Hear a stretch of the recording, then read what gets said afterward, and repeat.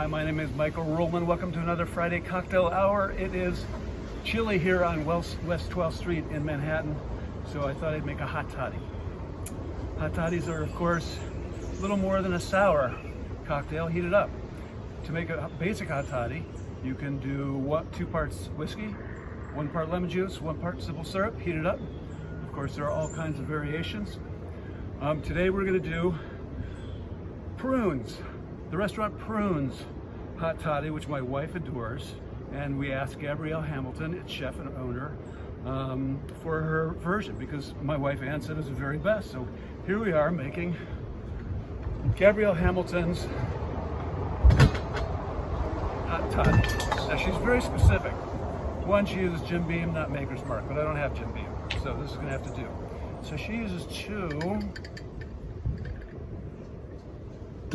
3/4 of an ounce. I've got a little measuring line in there of whiskey, a whole shitload of lemon juice, 1 whole lemon. That usually comes to about 1/4 cup. Then she adds 2½ tablespoons of honey.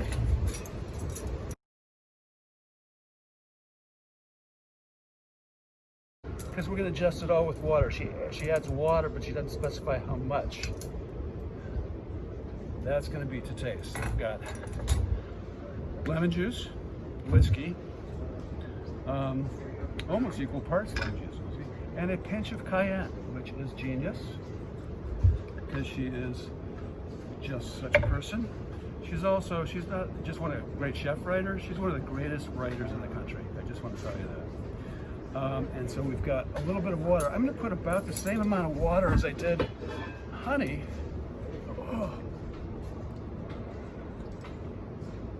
To make it sort of a honey simple syrup. This is basically what you're doing, but you can add more or less to your taste.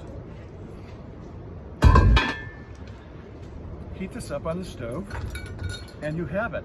Again, juice of 1 lemon, 2½ tablespoons of honey, a pinch of cayenne, 2 3/4 ounces Jim Beam, or other whiskey I would say, hot water to taste, and we have a lemon wheel for garnish. Now this is my mom's Revereware pan. I can't heat it on this fire escape, but I did something else.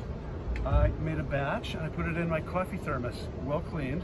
It's a great way to host an outdoor cocktail party in these days of social distancing, of physical distancing, not social distancing. So make a big batch of these and serve them outside as the weather gets cool. And that's what I'm going to do now. I have some hot water because you don't want to pour a hot drink into a cold mug. These are mugs we got in Siena, Italy. Mine is the goose in honor of foie gras. And here is the hot toddy from Gabrielle Hamilton, who also suggested a poem at my request. Ah, that's beautiful. Spicy whiskey. Super citrusy, but also it's got a ton of honey in it. It's a great, great toddy. Highly recommended. She wanted me to read, or she suggested that I read, an Ogden Nash poem. Ogden Nash was a humorist, a verse writer, 1902 to 1971, and this is the poem Gabrielle suggested. It's called A Caution to Everybody. Consider the auk, becoming extinct because he forgot how to fly. Consider man, who may well become extinct because he forgot to walk and learn to fly before he thinked. Thank you, Ogden Nash, for your poems. It's a little dark for this Friday, so I'm going to conclude with, since I was thinking about Prune, I'm going to recite the most famous poem about plums there is. I do know this by heart, but I'll get nervous and screw it up. So this is William Carlos Williams, of course. This is just to say, I've eaten the plums that were in the icebox, and which you were probably saving for breakfast. Forgive me, they were delicious, so sweet and so cold. It's chilly. Happy Friday Cocktail Hour, everyone. Happy poetry. Stay safe. Be good to everybody. Physical distance, social distance, wear your mask, and enjoy this life.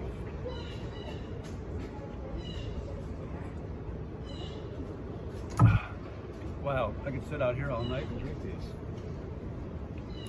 Thanks, Gabrielle Hamilton.